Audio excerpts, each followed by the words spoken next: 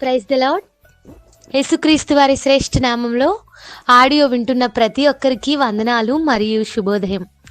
అనుదిన వాగ్దానాల ద్వారా మనల్ని బలపరుస్తున్న దేవునికి స్తోత్రాలు. దేవుని వాక్యము దగ్గరగా ఉండడం ఆశీర్వాదకరం. ఉదయాన్నే ధ్యానించడము మరింత మేలుకరమై ఉన్నది. నేటి వాగ్దానం కీర్తనల గ్రంథం 26వ అధ్యాయం 3వ వచనం. నీ కృప నా కన్నుల ఎదుట ఉంచుకొని ఉన్నాను, నీ సత్యమును అనుసరించి నడుచుకొనుచున్నాను. దేవుని కృప గురించి, ఆయన సత్యం గురించి అవగాహన కలిగిన వాడు గనుక ఇక్కడ భక్తుడు అంటున్నాడు, నేను నీ కృపను నా కన్నుల ఎదుట ఉంచుకొని ఉన్నాను. చాలాసార్లు మన కన్నుల ఎదుట మనల్ని బాధ పెట్టేవారిని, బాధపరిచే విషయాలను, కష్టాలను, దుఃఖాలను, మనుషుల జ్ఞాపకాలను పెట్టుకుంటూ ఉంటాం. కానీ ఆ స్థానంలో దేవుని కృపను గనుక మన కన్నుల ముందు పెట్టుకోగలిగితే, దేవుని కృప అన్ని పరిస్థితుల నుండి దాటుకు వెళ్ళిపోయే విధంగా, అధిగమించే విధంగా, విజయం పొందే విధంగా మనల్ని చేస్తుంది. పౌలు గారు చాలా శ్రమల్లో ఉన్నప్పుడు, బాధలో ఉన్నప్పుడు, ప్రభువా నాకేంటి ఈ ముళ్ళు అని అడిగితే, ప్రభువు నా కృప నీకు చాలును అని సమాధానం ఇచ్చారు. ఆయన కృపకు సమానమైంది ఏదీ లేదు. ఆయన కృపను దాటి వెళ్ళే సమస్య లేదు, కష్టము ఏదీ లేదు. ఆయన కృప చాలా ఘనమైనది, శ్రేష్టమైనది. ఆయన కృప మనతో ఉంటే మనకు అసాధ్యమైనది ఏదీ ఉండదు.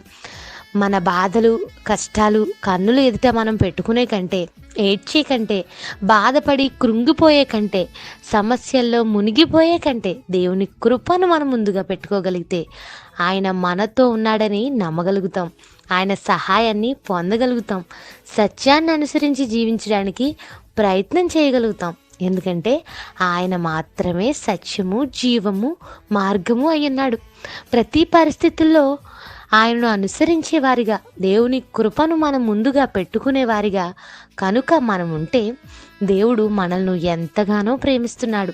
ప్రేమించి మన కోసం ఆయన ఏం చేశాడో, నిన్ను పుట్టించి, పోషించి, ఈరోజు వరకు నడిపించి, ఆయా రీతులుగా నీకు సహాయం చేసి ఎంతగా ఆదరించాడో గ్రహించగలుగుతాం. ఇక ముందు కూడా ఆయన కృపపై ఆధారపడి జీవించగలుగుతాం. పౌలు భక్తుడు అంటాడు, నేను ఏమై ఉన్నానో దేవుని కృపై ఉన్నాను. ఇంతగా నేను కాపాడబడ్డానికి, ఇంతగా వాడబడ్డానికి, ఇంతగా ఇన్ని సంఘాలకు ఆదర్శప్రాయంగా బలపరిచేవానిగా ఉండడానికి, అద్భుత కార్యాలు చూడడానికి, చేయడానికి కారణం దేవుని కృపే అని ఒప్పుకుంటారు. ఈరోజు మన జీవితాల్లో ఆయన కృప ఉంటే చాలు, అసాధ్యమైనది ఏదీ లేదు. ప్రతి పరిస్థితిలోనూ మనము ఆయన కృప ద్వారా మాత్రమే బలపరచబడగలుగుతాం. ప్రతి సమస్యను అధిగమించే వారిగా ఉండగలుగుతాం. హెచ్చించబడేవారిగా, వాడబడేవారిగా, ఆశీర్వాదాలు చూసేవారిగా, అనేకులకు ఆశీర్వాదంగా ఉండేవారిగా దేవుడు తన కృపతో మనల్ని నింపడం ద్వారా ప్రతి స్థితిలోనూ మనల్ని ముందుకు నడిపిస్తాడు. ఈ రోజంతా ఈ వాగ్దానం ఆధారంగా చేసుకుని ప్రార్థించండి. ప్రార్థన. దయగల మా తండ్రి, మాతో మాట్లాడిన మాటలు బట్టి స్తోత్రాలు. మా ప్రియులను ఈ దినమంతా ఈ వాగ్దానం ద్వారా బలపరచండి. సత్యమును అనుసరించి నడుచుకొనుచు నిన్ను పోలి జీవించే బ్రతుకులు మాకు దయచేయండి. నీ కృప మా కన్నుల ఎదుట ఉంచుకుని, నీ కృప కొరకు కనిపెట్టువారుగా, నీ కృపను పొందుకుని ప్రతి స్థితిలో నీ కృప మాకుందని విశ్వసించే బ్రతుకులు మాకు దయచేయమని అడుగుచు.